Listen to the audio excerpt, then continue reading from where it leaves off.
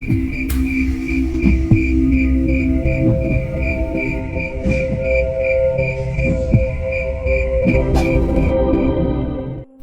menoleh ke belakang dan mendapati Mbah Wijan, Panji, dan murid-muridnya tengah bersiap masuk ke medan perang. "Mas Danan, mereka siapa?" tanya Kimbol yang tidak menyangka semakin banyak sosok yang maju ke medan perang. "Intinya mereka teman kita. Mungkin kamu bisa menyebut mereka Pendekar Jagat Skoro Demit," jawab Danan. "Pendekar Jagat Skoro Demit?" Kimbol menaikkan alisnya. "Jangan gentar, masih akan ada yang menyusul." Masih dalam kebingungannya, tiba-tiba terdengar suara lonceng dari gumbalan kabut yang pekat. Tring, tring, tring. Dalam hitungan detik, kucing hitam yang berjalan pincang berubah menjadi hewan buas besar yang mengamuk di tengah pertempuran. Sosok pria berambut panjang pun merasa tak sabar untuk menerjang setan-setan di hadapannya. "Akhirnya ketemu lawan yang pas ya. Monyet lawan monyet," sindir Budi yang sengaja melewati Cahyo. "Dasar mamang gondrong, datang-datang cari perkara," teriak Cahyo menahan kesal. "Lain kali jangan nekat ya mas," ucap Gama yang segera berdiri di samping Kimbol untuk mendampingi Danan. Maafkan saya," balas Kimbol sedikit merunduk dan terharu. "Berdiri, busungkan dadamu. Jangan terlihat lemah di hadapan makhluk busuk itu," tegas Danan sembari menatap ke arah sosok yang masih melayang dengan angkuhnya di langit reruntuhan Astana Giri Danyang.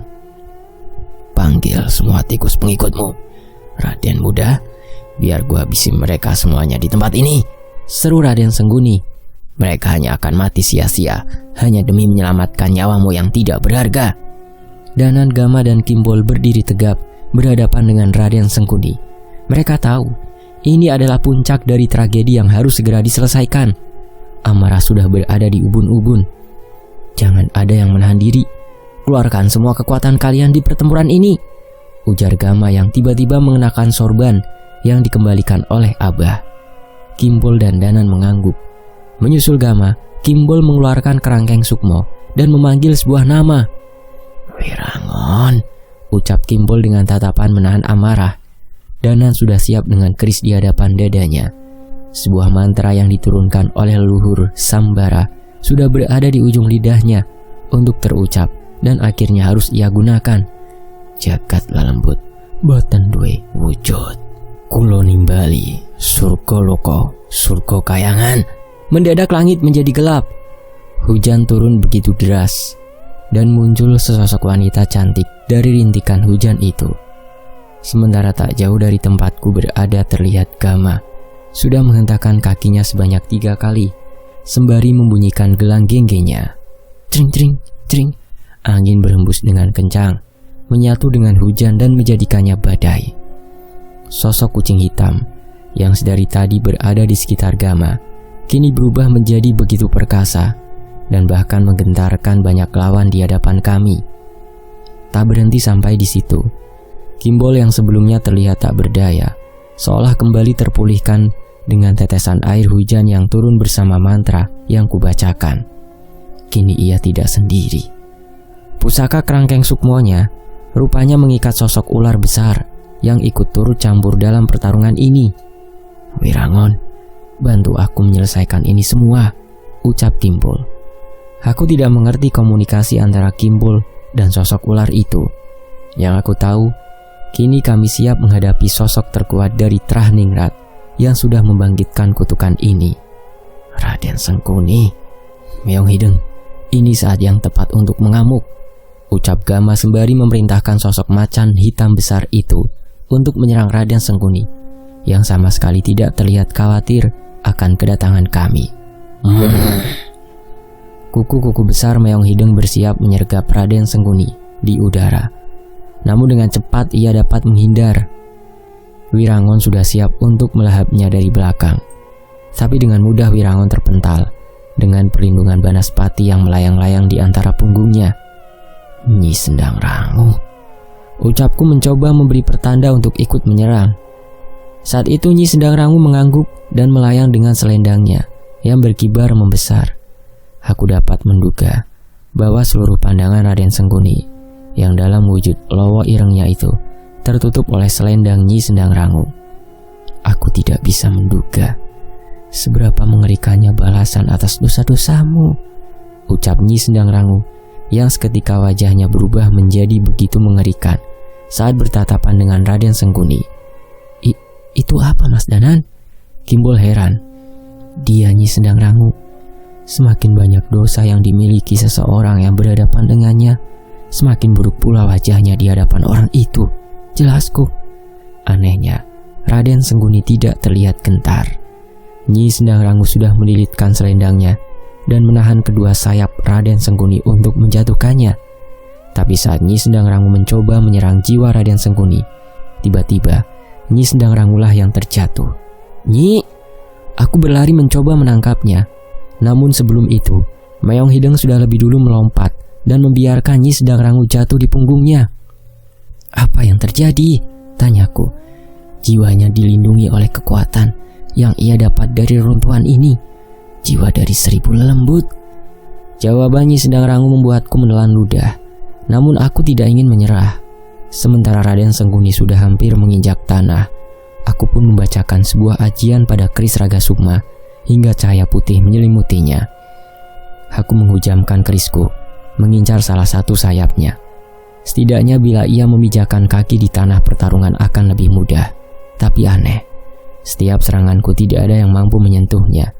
Bahkan saat Kimbol ikut memberikan serangan mendadak untuk sekedar menggoresnya, Raden Sengguni bisa menghindarinya tanpa kesulitan. Kupikir teman-temanmu bisa memberi perlawanan yang lebih baik. Raden Sengguni meremehkan Kimbol dan kami. Ia pun melepaskan sebuah bola api dari punggungnya dan melayangkannya kepada kami begitu saja. "Danan, minggir!" teriak Gama. Aku melompat mundur bersama Kimbol. Namun bola api itu mengejar kami dengan beringas. Jelas bola api itu begitu berbahaya. Itu adalah bola api yang sudah menghanguskan alas Rawa Sukmo. Seandainya menyentuh kami sedikit saja, mungkin akan menjadi abu dalam sekejap. Aku pun mencoba kemungkinan dengan mengadu bola api itu dengan melemparkan cahaya putih dari kerisku, sementara kami terus berlari. Dan seketika bola api itu meledak saat seranganku mengenainya. Sayangnya kobaran api begitu besar tercipta dari ledakan itu. "Cari tempat aman," perintah Nyi Sendang Rangu yang bergegas membentuk tirai hujan untuk mengurung api dari ledakan itu. Kami selamat, tapi Raden Sengguni sudah bersiap mengirimkan serangannya lagi. Beruntung Gama sudah lebih dulu memerintahkan Mayong Hideng untuk menyerang Raden Sengguni, sehingga kami memiliki waktu untuk mempersiapkan serangan. Aku melihat Kimpul seolah berkomunikasi dengan Wirangon, seolah mempersiapkan sesuatu. Sementara itu, aku membacakan ajian pada kepalan tanganku dan melemparkan pukulan jarak jauh untuk menyerang Raden Sengguni. Ajian lebur saketi. Kali itu seranganku telak mengenai tubuhnya dan membuatnya sedikit goyah. Ajian lebur saketi. Aku tahu dengan jelas bahwa ajian itu tak akan bisa melukaiku, apalagi membunuhku. Raden Sengguni meremehkan seranganku. Tanganku mengepal geram. Selama ini, itu adalah ajian yang selalu mampu membuat pendekar manapun gentar. Sret! Di tengah kesombongannya, tiba-tiba segaris luka terukir di pipi Raden Sengguni. Seperti sebuah luka yang disebabkan oleh sebuah pisau. Aku pun tidak menyadari apa yang terjadi. Tapi terlihat Kimbol sudah berpindah posisi dengan kerangkeng sukmonya yang sudah berhasil menggores pipi Raden Sengguni. "Apa yang kau lakukan, Raden lemah?" ucap Raden Sengguni. "Aku mulai mengerti kekuatanmu. Kau bukan makhluk yang tak terkalahkan," balas Kimpul. Mendengar ucapan itu, Raden Sengguni semakin geram. Kekuatan hitam mengalir dari tubuhnya dan membuat berbagai makhluk yang sedang bertarung di tempat itu berkumpul ke arahnya. "Menurutmu begitu?" Raden Sengguni menatap Kimpul bersama setiap makhluk yang mengepung kami. "Bicaralah saat kau sudah bisa menghadapi mereka." Sosok kera hitam besar tiba-tiba menerjang ke dalam pertempuran kami. Kimbul bersiap memerintahkan Wirangon untuk menghadangnya. Namun tiba-tiba seseorang menendang makhluk itu. "Cari lawan yang setimpal!" Cahyo datang dengan kekuatan Wonosuro menyelimutinya. Keringat menetes dan nafasnya terengah-engah. Sepertinya pertarungannya tidak mudah. Danan, kita tidak bisa begini terus, teriak Cahyo yang terus menghalau serangan-serangan dari mayat pendekar yang bangkit di sekitarnya. Keempat keris dirga sudah melayang-layang bukan lagi untuk menghabisi setan-setan itu, melainkan hanya untuk menahan mereka. Mereka tidak bisa mati, teriak Dirga. Apa? Tidak bisa mati? Raden Sengkuni tersenyum ketika kami menyadari posisi kami saat ini. Tidak ada makhluk yang tidak bisa mati di bumi ini, Nan. Jangan panik, ucap Gama yang sepertinya juga sedang berusaha membaca situasi. Dan jelep, sebuah pisau melayang menembus kepala siluman Lowo Ireng yang diam-diam mencoba menyerang Gama. Jangan sentuh Gama, teriak Budi yang bergegas merobek sayap siluman itu. Jangan Nengah, pasti dia punya kelemahan. Gama mengangguk kepada Budi. Sementara aku melihat Nyi Sendang Rangu menghampiriku. Kita harus menghentikan kutukan ini dulu, agar setan-setan itu bisa mati. Baru setelahnya kita urus Raden Sengkuni, ucap Nyi Sendang Rangu. Caranya, dengarkan baik-baik. Nyi Sendang Rangu berhasil mendapatkan petunjuk. Kutukan Sewu lembut ini berpusat pada sebuah prasasti yang berada di dalam reruntuhan Astana Giri Danyang. Seandainya prasasti itu bisa dihancurkan, kutukan ini akan lenyap dan semua makhluk ini tidak akan bisa hidup lagi. Tapi Raden Sengkuni memiliki ilmu pengawero. Ia bisa mengetahui rencana kita, ucap Kimpul. Benar ucapan Kimpul. Raden Sengkuni pasti tidak akan membiarkan kami melakukan hal itu. Biar aku saja, ucap Gama tiba-tiba. Sorban Kilang Samana sepertinya memiliki kemampuan untuk hal ini. Gama menceritakan bahwa ia telah mengetahui bahwa sorban Kilang Samana adalah benda yang selalu digunakan leluhurnya itu untuk menghilangkan keberadaan diri agar tidak disadari oleh orang lain. Semua itu dengan tujuan agar setiap doa dan wirid yang ia lakukan bisa semakin khusyuk. Kamu yakin, Gam? Tanyaku. Mungkin tidak sesempurna itu untuk bersembunyi dari pangawruh Raden Sengkuni, tapi aku merasa ini harus dicoba, balas Gama. Nyi Sendang Rangu mengangguk memahami situasinya. Kita lakukan. Mungkin bila aku bertarung sendiri dengan Raden Sengkuni, aku bisa mengurangi kemungkinannya menggunakan pengawruhnya, ucap Kimpul. Berarti sisanya tinggal pendekar-pendekar mayat hidup ini, tanyaku. Buak! 4 orang pendekar terpental dengan pukulan seseorang yang muncul tiba-tiba di hadapan kami. Mereka biar urusan kami, akan kami tahan sampai prasasti itu dihancurkan, ucap Cahyo yang tiba-tiba muncul. Aku pun mengangguk setuju. Saat itu juga kami berpencar dan mempersiapkan rencana masing-masing. Aku menoleh ke arah Kimpul. Ada sosok Wirangon, sang ruh penjaga berwujud ular besar yang melindunginya. Sepertinya ia bukanlah lagi seorang raden lemah. Sementara itu, satu persatu berbagai sosok muncul di pelataran reruntuhan Astana Giri Danyang. Ada jenazah yang bangkit, ada ruh yang kembali ke alam manusia. Semua itu adalah sosok yang pernah dibunuh oleh Raden Sengkuni dan sosok pendekar yang jasadnya dikumpulkan oleh Baron dan Keling.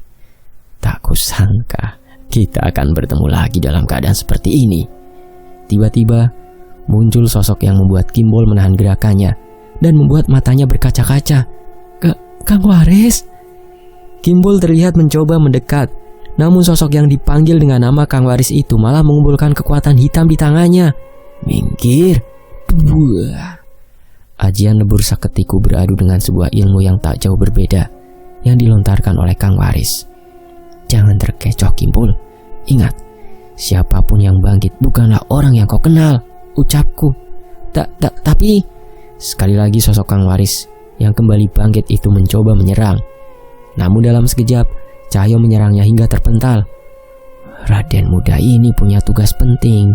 Siapapun kau takkan kubiarkan untuk menyentuhnya, teriak Cahyo. Aku dan Cahyo pun memberi isyarat pada Kimpul untuk memulai rencananya. Eyang, itu apaan? Dari jauh terdengar suara Guntur yang terlihat gentar akan sesuatu. Aku dan Cahyo menoleh ke arah Guntur dan menemukan seekor kera hitam dan seekor kera putih raksasa mengamuk di medan tempur. Gila, ada makhluk seperti itu juga selain Kliwon dan Wonosuro, tanyaku. Kamu urus yang lain, biar aku yang melawan mereka dan mempertahankan kehormatan ras Wanamarta, ucap Cahyo geram. Sementara itu, dua sosok manusia yang bangkit dari kematian tiba-tiba berubah menjadi sosok kera raksasa yang membalikkan keadaan. Sial, mayat-mayat ningrat ini benar-benar merepotkan. Nyai Jambrong bergegas mendahului Guntur, menyambut serangan dua monyet raksasa itu. Dengan lincah, ia menepis pukulan keras dua makhluk raksasa itu tanpa menyentuhnya. Tangannya terselimuti kekuatan tipis yang ia manfaatkan sebaik mungkin. Sayangnya, saat ia berhasil mendekatkan diri ke sosok Ketek Ireng, pukulan yang bahkan sudah ia bacakan dengan ajian miliknya pun tak mampu membuat sosok kera raksasa itu terluka. Hati-hati, Eyang! Sementara Nyai Jambrong melancarkan serangan, sosok kera putih raksasa sudah mengincarnya dan ingin menepuknya seperti nyamuk. Namun Guntur mampu mengejarnya dan menyerang persendian monyet besar itu hingga pukulannya meleset dan menghantam sang Ketek Ireng hingga terjatuh. Hehehe, bagus bocah, kata Nyai Jambrong. Jelas, Eyang, itu sudah rencanaku, balas Guntur sombong. Tapi aku tahu itu hanyalah kebetulan.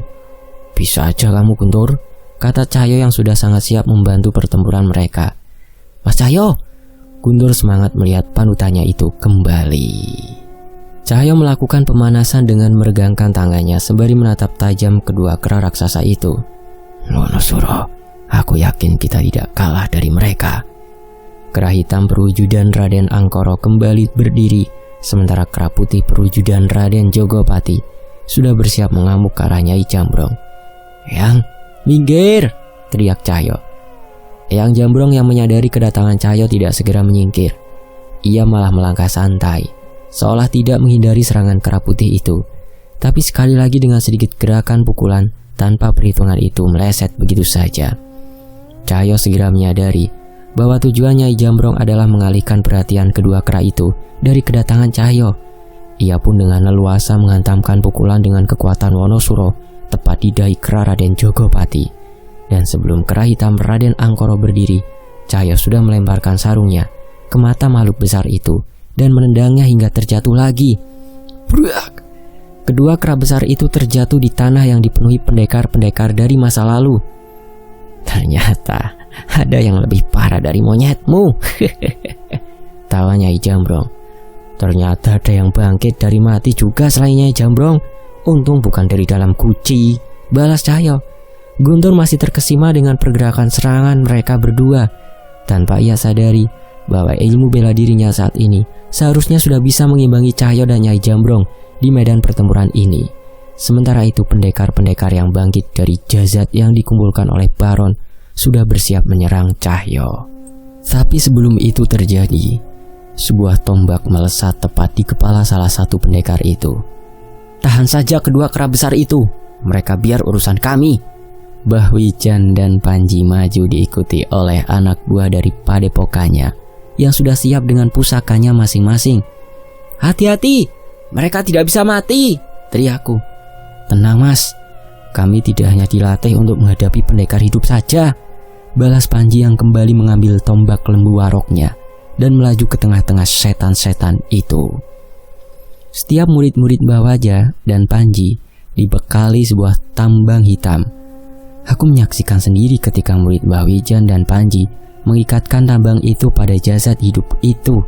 Seketika, tambang itu terbakar dan menahan pergerakan sosok yang tidak bisa mati itu. Sayangnya, saat aku yakin mereka bisa menahan pasukan itu, tiba-tiba beberapa murid Bahwijan terjatuh dengan sendirinya. Ada sesuatu yang menyerang mereka secara diam-diam. Berdiri, belum waktunya kalian tumbang. Sebuah cawan kuningan berdenting menggema semakin keras di medan pertempuran itu. Aku sangat yakin suara itu berasal dari Beliwaja. Suara itu menenangkan murid-murid Bahwijan dan memunculkan sosok yang rupanya sedari tadi menghisap darah murid-murid Bahwijan. Kuyang? Kenapa bisa ada kuyang di tanah Jawa ini? Benar, ya. Terlihat di hadapan mereka adalah sosok kepala wanita yang melayang-layang dan menghisap darah mereka tanpa mereka sadari. Rupanya Nyi Randasari juga dibangkitkan. Hati-hati, dia sudah memakan banyak bayi dan bisa dengan mudah menghisap darah manusia. Aku sangat yakin, sangat mengerikan bila ia tidak bisa mati, ucap salah seorang teman Kimpul. Panurasmi. Aku mengetahui bahaya itu dan segera berlari untuk menghadapi Nyi Randasari itu. Tapi sekali lagi, ajian tapak sukmo Kang Waris menghalangiku dan hampir mendarat di tubuhku. Sial. Aku pun kembali beradu ilmu dengan Kang Waris yang dibantu dengan beberapa pendekar berbaju keraton. Ada beberapa dari mereka yang cukup merepotkan. Sebagian dari mereka mampu mengubah ranting, bebatuan menjadi senjata yang terus menyerangku. Nyi, apa tidak ada cara untuk menghentikan pergerakan mereka? Tanyaku pada Nyi Sendang Rangu. Tidak, hanya ada 2 cara. Hancurkan prasasti itu atau bunuh Raden Sengkuni.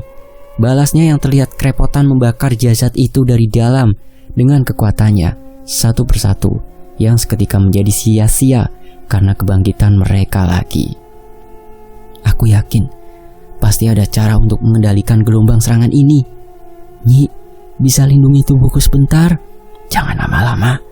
Aku duduk bersila dengan meletakkan keris Raga Sukma di hadapan dadaku. Di tengah pertempuran, aku tidak bisa melihat dengan jelas bagaimana alur dari pertarungan ini. Tepat saat ruhku meninggalkan tubuh, Nyi Sendang Rangu mengambil posisiku untuk menghadapi Kang Waris dan pasukan yang bersamanya. Ruhku melayang setinggi-tingginya, melihat dari atas tentang bagaimana pertarungan ini terjadi. Mereka yang kembali dari kematian bukanlah orang yang sebenarnya. Dari belakang muncul sosok Rangda yang melayang menyusulku. Beli Wajah. Ketika Beli Wajah sudah mengambil wujud Rangda, itu artinya pertarungan sudah semakin tidak terkendali. Kutukan itu mengendalikan jasad dan memanfaatkan ingatan yang ada di otak mereka. Pisahkan kepalanya dari tubuh dan jasad itu tak akan berkutik, ucap Beli Wajah. Aku setuju dengan pendapatnya, tapi itu saja tidak cukup. Ada roh pada pendekar yang bangkit tanpa jasad. Merekalah masalah paling serius. Satu lagi, Beli, ucapku yang menyadari sesuatu. Ada sosok-sosok besar yang menjadi poros pertempuran ini. Kera Raden Angkor dan Raden Jogopati. Kang Waris dan pasukan Trakanti, pendekar dari makam Alas Mayit, dan Nyi Randasari yang menyerang kita dalam senyap. Kalau bisa mengalahkan mereka, kita bisa menahan sampai Gama dan Budi menemukan prasasti sumber kutukan ini. Beli Wajah terbang semakin tinggi dan mencoba mengenali sosok-sosok yang kusebut.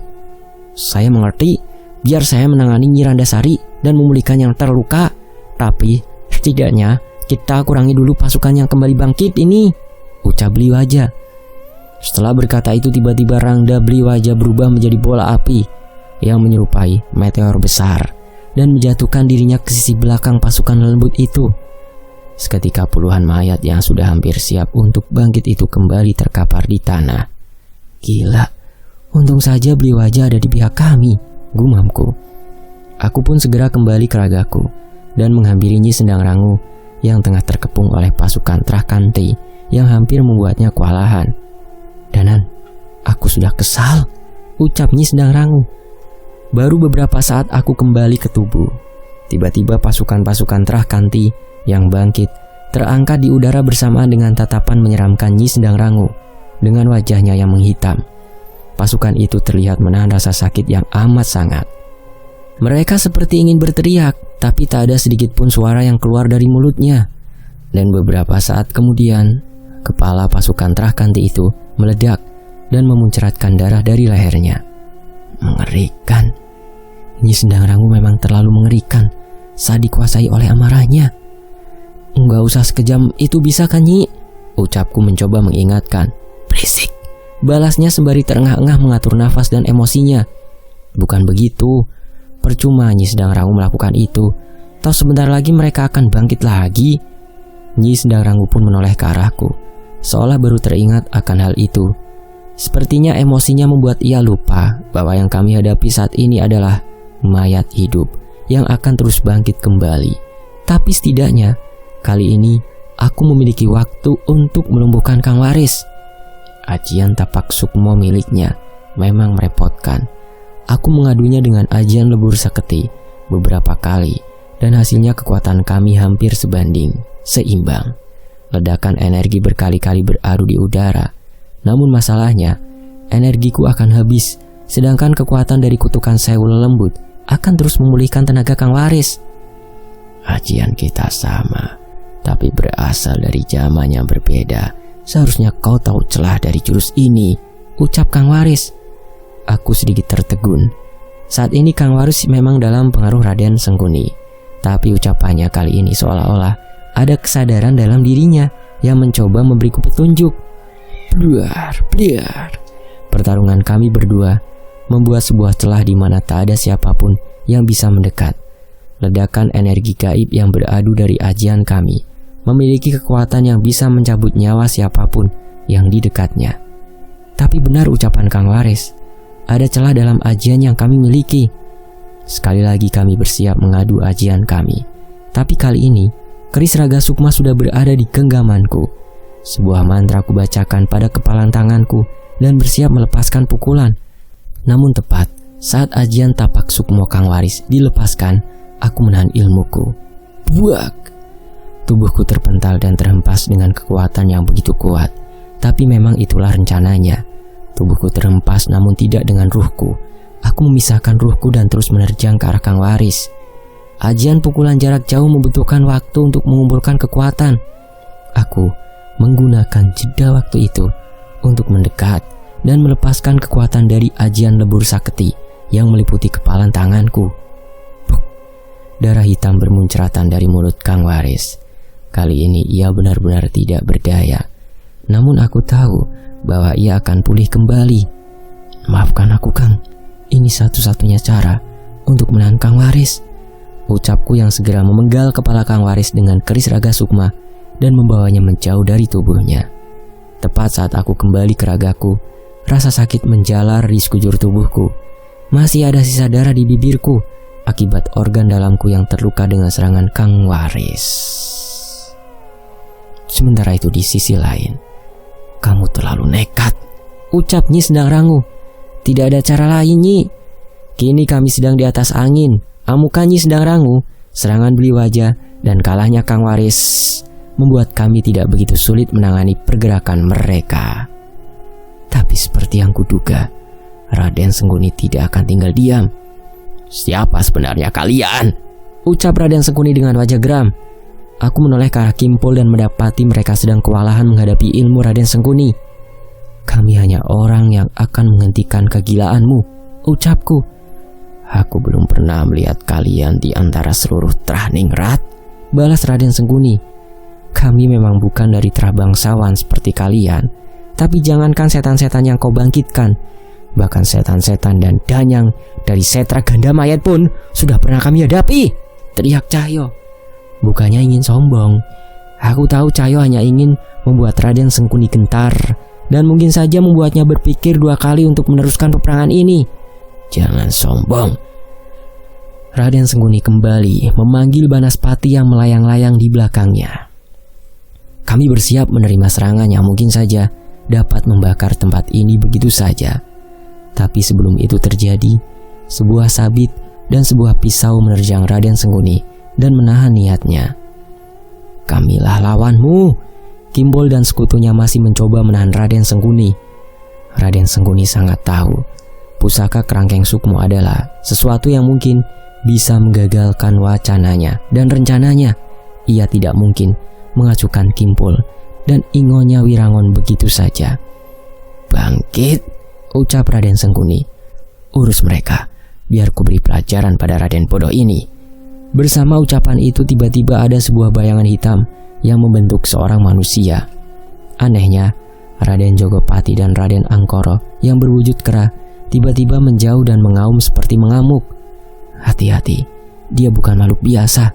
Wonosuro merasa gelisah, peringat Cahyo. Sekali lagi muncul seorang pria tua yang bangkit dengan mengenakan pakaian khas keraton. Pria itu berbeda. Ia hidup jauh lebih lama dibanding pendekar yang lain. Raden Angkoro dan Raden Jogopati bergetar bersamaan kemunculan kera kecil berwarna putih dan kera kecil berwarna hitam di bahu orang itu. Raden Brotoseno. Hati-hati, dia pemilik sebenarnya ilmu kanuragan Ketek Ireng dan Ketek Putih. Dialah yang membagi kedua ilmu itu pada Raden Angkoro dan Raden Jogopati. Mendengar itu seketika kami waspada. Brotoseno berbeda dari yang lain. Dia bangkit dengan jauh lebih kuat dari saat dia hidup, tawa Raden Sengkuni. Aku tidak mengerti bagaimana kehidupan orang ini sebelum mati, tapi dari keberadaan Raden Jogopati dan Raden Angkoro yang meneruskan ilmunya, sudah pasti dia bukanlah orang biasa. Iki wayai kowe ngamuk meneh. Tangi ora aja ketek. Bersambung. Nantikan bagian berikutnya hanya di Fakta Sejarah. Terima kasih semuanya sudah sejauh ini menyimak kisah ini di sini. Saya pamit. Wassalamualaikum warahmatullahi wabarakatuh. Alhamdulillah.